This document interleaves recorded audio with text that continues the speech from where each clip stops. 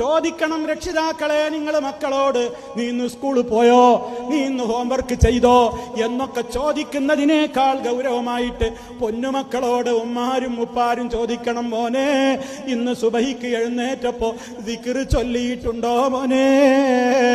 വീട്ടിൽ നിന്നിറങ്ങുമ്പോ ദിക്ർ ചൊല്ലിക്കൊടുക്കണം, വീട്ടിക്ക് കയറുമ്പോ ബിസ്മില്ല ചൊല്ലിക്കണം.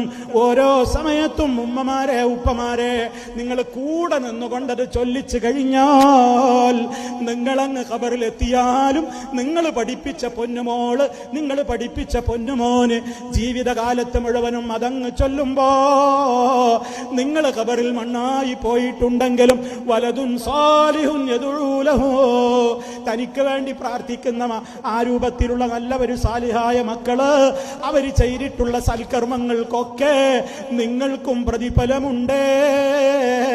കാരണം നിങ്ങളാണ് അവർക്ക് തർബിയത്ത് കൊടുത്തത്.